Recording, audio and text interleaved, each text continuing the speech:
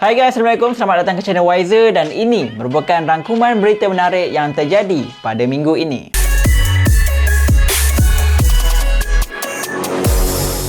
Surge S1 dilancarkan iaitu chip pemprosesan daripada Xiaomi. Xiaomi baru-baru ini turut melancarkan chip pemprosesan yang dinamakan sebagai Surge S1. Ini adalah chip pertama mereka yang memfokuskan kepada pemprosesan imej dan dimuatkan ke dalam smartphone Mi Mix Fold mereka. Selain tu, Surge S1 ni juga dibagi performance yang tinggi untuk penghasilan video dan gambar di samping menggunakan kuasa prestasi yang agak rendah. Pendek kata, mana-mana smartphone yang dimuatkan dengan Surge C1 ini, menurut Xiaomi, mereka akan mempunyai kualiti video dan imej yang sangat baik. Xiaomi juga berhasrat agar chip ni pada masa akan datang akan lebih cemerlang dan juga dia akan ditambah baik daripada semasa ke semasa. YouTube menguji fungsi sembunyikan jumlah dislike pada video. Okey, mana-mana korang yang tengok YouTube, tapi sekarang ni pun korang tengok YouTube kan? Okey, kalau dekat bawah ni, kalau korang tengok dekat bawah video ni, korang akan nampak ada satu like dengan satu dislike. YouTube kini dia akan mengumumkan untuk menyembunyikan jumlah dislike pada sesuatu video. Dia punya logo dislike tu still ada lagi, cuma dia sembunyikan number tu daripada tontonan umum.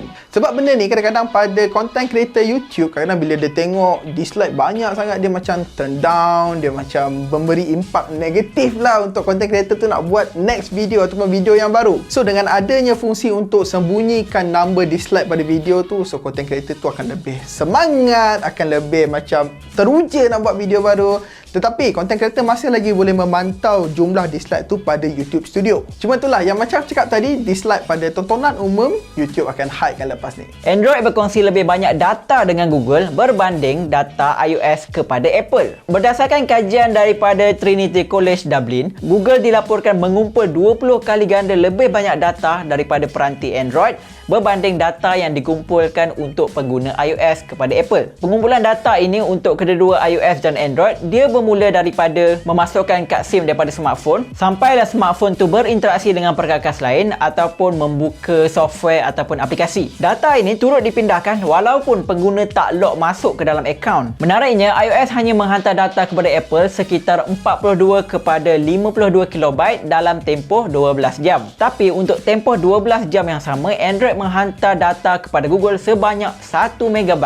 Qualcomm bukan lagi pembekal chip terbesar. Okey, kita pun tahu kan dalam arena smartphone ni, kalau kita sebut dia Qualcomm Snapdragon, semua orang kenal. Okey, tapi sekarang ni syarikat Qualcomm bukanlah pengeluar chip yang terbesar di dunia sekarang ni. Kau nak tahu siapa sekarang pengeluar chip yang terbesar? Ia adalah MediaTek. Menurut laporan Omdia melalui Digitime, MediaTek telah menghasilkan 351.8 juta unit chip untuk telefon pintar bagi tahun 2020. Ia merupakan peningkatan sebanyak 113.8 juta unit berbanding tahun yang sebelumnya. Daripada jumlah chip yang dihasilkan tahun lalu, Xiaomi menjadi penyumbang terbesar MediaTek dengan mengeluarkan 63.7 juta telefon pintar yang dikuasakan oleh chip MediaTek berbanding 19.7 juta pada tahun 2019. Dan untuk tahun 2021 ni, MediaTek kata dia nak kekalkan menjadi dominasi pengeluaran chip telefon pintar yang paling besar dengan permintaan chip daripada Huawei dan juga Honor. PUBG Lite PC akan ditamatkan pada hujung bulan April ini. Permainan popular Battle Royale iaitu PUBG memang ada banyak versi.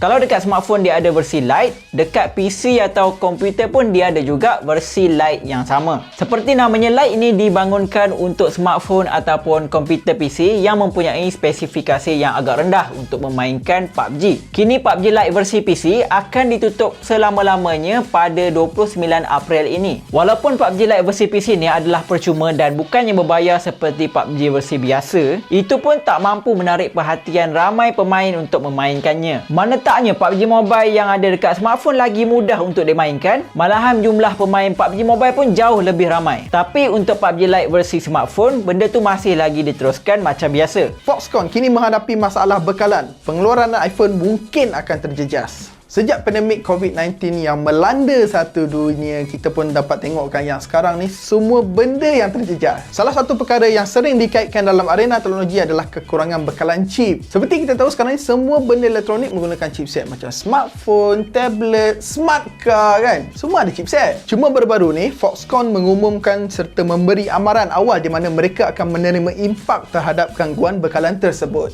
Menurut CEO Foxconn, Yang Liu, beliau menegaskan syarikat mereka tidak dapat menampung sejumlah tempahan dan dijangka akan berlarutan sehingga suku tahun 2022. Namun selepas pengumuman daripada Foxconn tu, Apple kemungkinan akan memberikan tamparan hebat. Seperti yang kita tahu, Apple merupakan pelanggan terbesar daripada Foxconn. Pengeluaran iPhone dijangka akan menerima sedikit kelebatan dalam pengeluaran. Dan benda ni aku rasa bukan benda yang pelik lah, sebab sebelum ni iPhone 12 juga menerima perkara yang sama tahun lalu. Dan kita pun tahu kan yang benda ni bukan Foxconn je yang kena. Dan yang paling jelas sekali sekarang ni kita boleh tengok pada graphic card, Xbox dan PS5 masih lagi tak dapat tampung permintaan pengguna. Ok guys, so itu saja untuk rangkuman-rangkuman berita menarik pada minggu ini. And macam biasa, korang jangan lupa subscribe dan kalau ada rezeki kita akan bertemu lagi. Bye bye guys.